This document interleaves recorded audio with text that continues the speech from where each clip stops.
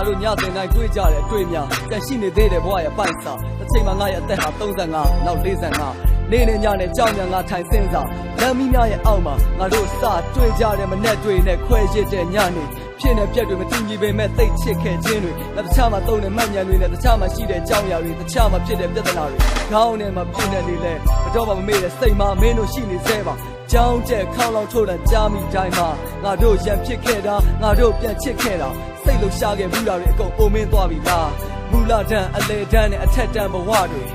အခုချိန်မှာပြန်တွေ့ရင်တွေခုံငါလွမ်းစွန့်နေရင်ထိုင်ငါရေးတဲ့တခြင်းဘဝရထားသွားနေလဲတငယ်ချင်းတွေကအဆင်မြဲ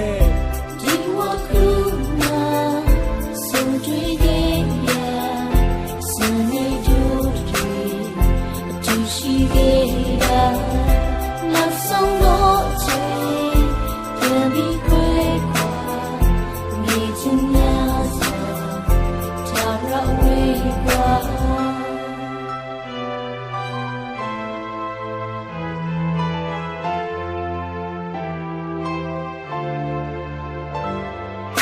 ချိန်မှာငွေကြေးများနဲ့လောက်ကန်ရှိလာမဲ့ဟိုစိတ်ကလေးဘဝလောက်ပျော့ကြတွေလည်းမကောင်းတော့တာအမှန်ပဲစပိန်တွေစီးခဲ့ကြတယ်တို့လမ်းတွေရှောက်ခဲ့ကြတယ်စကြနောက်ကြစိတ်ဆိုးကြရင်စာတွေချက်ခဲ့ကြတယ်စိတ်ကောက်ကြတာရှိတယ်ပြန်ချော့ခဲ့ကြဘူးတယ်အိမ်မှာနေရင်းနဲ့ပဲတယ်လီဖုန်းတွေပြောခဲ့ကြတယ်ခါလေးမှာအပေါင်းအသင်းနဲ့ကြပြစာအုပ်တွေလုပ်တယ်ရင်တွေပါတွေမောရင်နဲ့ရီစားလေးတွေထားတယ်အဆောင်မှာမိတွေထုံးနဲ့ချိန်ဂစ်တာတီးခဲ့ကြတယ်တကုတ်ရဲ့အသက်ကိုယ်ရဲ့တချင်းတွေဒီဇင်ဘာရဲ့နှင်းတွေပြန်မြင်ရောင်ရှင်းနဲ့ငါအိပ်ရထက်မှလူသိမ့်နေကောင်းကလေးနဲ့ကောင်းမလေးကနေအမျိုးသားနဲ့အမျိုးသမီးအဖိုးကြီးနဲ့အဖွားကြီးဖြစ်တဲ့အချိန်တွေအထီး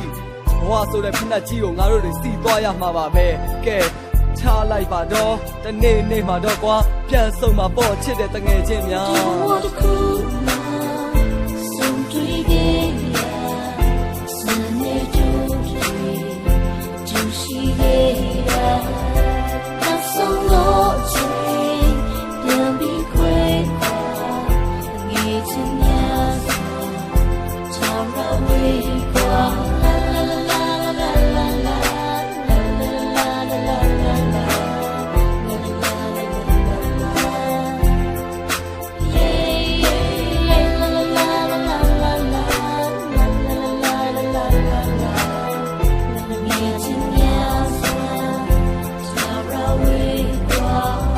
တွေရောက်စီတိုင်းစုံတွေ့နေရ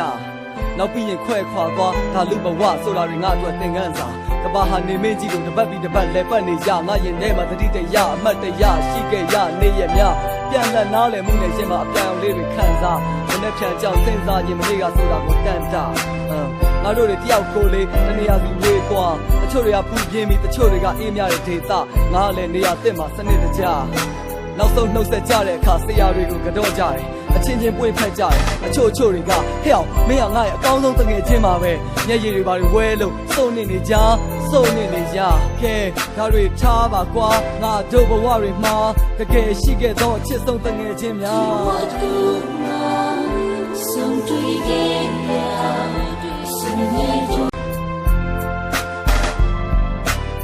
ငါတို့ညစဉ်တိုင်းတွေ့ကြတဲ့အတွေ့များကြံရှိနေသေးတယ်ဘဝရဲ့ပိုက်စာတစ်ချိန်မှာငါရဲ့အသက်ဟာ35နောက်45နေ့နဲ့ညနဲ့ကြောင်ညာငါထိုင်စင်းစားလမ်းမီးများရဲ့အောက်မှာငါတို့စတွေ့ကြတဲ့မနဲ့တွေ့နဲ့